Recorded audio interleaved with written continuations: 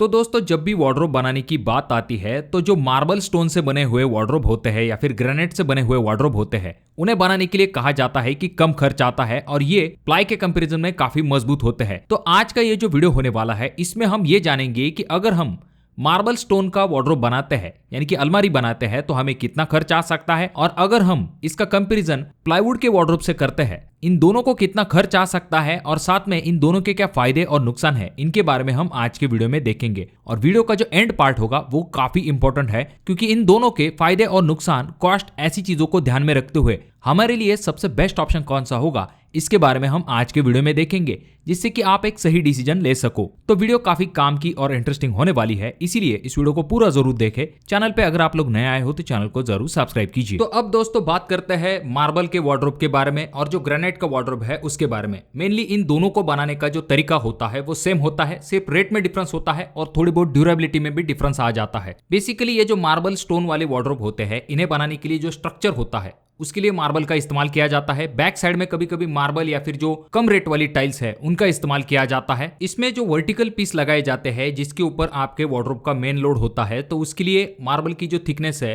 वो 32 mm तक आप जा सकते हो, और जो हॉरिजॉन्टल पीस होते हैं जिसके ऊपर आपके कपड़े वगैरह आप रखते हो तो वहां पर आप 16 से लेकर 18 mm की थिकनेस वाले मार्बल के तरफ जा सकते हो। अब यहाँ पर दोस्तों जिस तरह से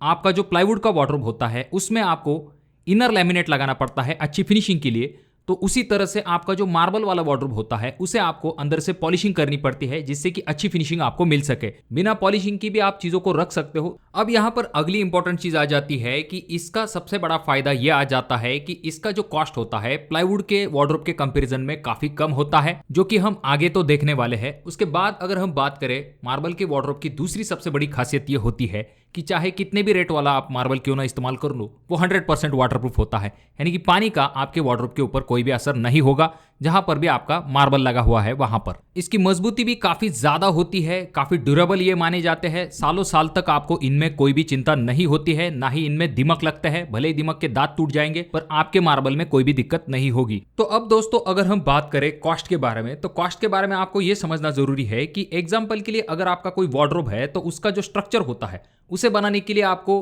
18,000 से लेके 20,000 रुपए तक खर्च आ सकता है। उसके ऊपर अगर आपको लकड़ी वगैरह लगानी है तो उसके लिए आपका जो खर्च है वो और भी बढ़ जाएगा। तो कुल मिला के 30,000 से लेके 40,000 रुपए तक आपका एक वार्डरोब जो है वो कंप्लीट हो जाएगा। तो सबसे पहले हम शुरुआत करते हैं प्लाईवुड के वार्डरोब से। देखिए दोस्तों ये जो ऑप्शन है काफी पॉपुलर ऑप्शन आ जाता है। बहुत सारी जगह पर चाहे रूरल हो या फिर सिटी वाले एरिया, वहां पर प्लाईवुड के वार्डरोब का इस्तेमाल किया जाता है। ये डेफिनेटली काफी मजबूत होते हैं, और सबसे इंपॉर्टेंट चीज इनमें आप बहुत सारे टाइप के अलग अलग कस्टमाइजेशन कर सकते हो। जो लेटेस्ट हार्डवेयर होते हैं वो भी इस प्लाईवुड को सपोर्ट करते हैं, यानी कि प्लाईवुड के वार्डरोब के अंदर आप लेटेस्ट हार्डवेयर को आराम के साथ लगा सकते हो, आपको कोई भी दिक्कत नहीं होगी। जब भी आप बाहर के तरफ अच्छे तरीके का लैमिनेट लगाते हो तो इनका लुक काफी अच्छा दिखाई देता है। साथ में इनमें इनर लैमिनेट को भी लगाने की जरूरत होती है, और इसके लिए मेनली आप MR प्लाई, BWR या फिर BWP प्लाई का इस्तेमाल करते हो। अब MR प्लाई जो होता है उसे अगर आप अपने वार्डरोब के लिए इस्तेमाल करते हो तो उसके लिए आपको कॉस्ट कम आता है। वहीं पर अगर आप BWP या फिर BWR प्लाई की तरफ जाते हो तो आपका वार्डरोब बनाने का कॉस्ट जो है वो बढ़ जाता है।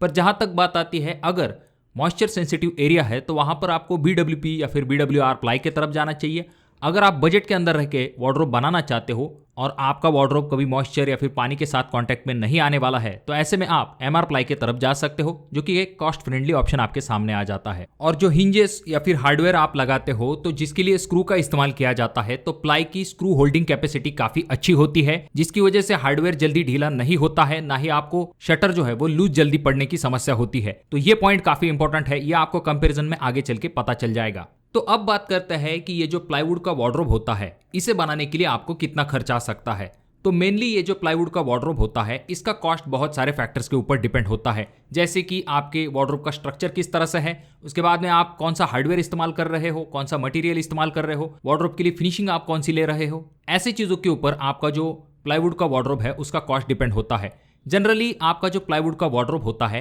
इसे बनाने के लिए लेबर कॉस्ट जो है वो 250 रुपए पर स्क्वायर फीट से लेके 300 रुपए पर स्क्वायर फीट के हिसाब से कारपेंटर आपसे लेते हैं, यानी कि मटेरियल आपका होगा और कारपेंटर आपको सिर्फ वार्डरोब बना के देने वाला है। अगर आप विथ मटेरियल काम देते हो तो आपको खर्च जो है वो 1100 रुपए पर स्क्वायर फीट से लेके 1600 रुपए पर स्क्वायर फीट तक खर्च आ सकता है, जिसमें कि आपका लेबर प्लस मटेरियल दोनों कॉस्ट एडेड है। एग्जांपल के लिए अगर आपका कोई 7x7 का वार्डरोब है तो उसका स्क्वायर फीट बन जाता है 49 स्क्वायर फीट, मल्टीप्लाई अगर हम 1300 रुपए का वार्डरोब बनाने का कॉस्ट कंसिडर करते हैं तो 49 मल्टीप्लाई 1300 इज इक्वल टू आ जाता है 63,700 रुपए, यानी कि इतना आपको खर्च आ सकता है। यहीं पर अगर आपका वार्डरोब बनाने का एरिया कम हो जाता है या फिर जो कॉस्ट है विथ मटेरियल के साथ वो कम हो जाता है तो आपका ऑटोमेटिकली जो वार्डरोब बनाने का कॉस्ट है वो कम हो जाता है। एग्जांपल के लिए इसी तरह से अगर आपका कोई 7x6 का वार्डरोब है तो उसका स्क्वायर फीट बन जाता है 42 स्क्वायर फीट, यहाँ पर स्क्वायर फीट कम हो गया। उसके बाद में अगर हमने ऐसा कंसिडर किया है कि विथ मटेरियल कॉस्ट भी कम आ रहा है यानी कि 1100 रुपए पर स्क्वायर फीट के हिसाब से, तो 42 मल्टीप्लाई 1100 इज इक्वल टू आ जाता है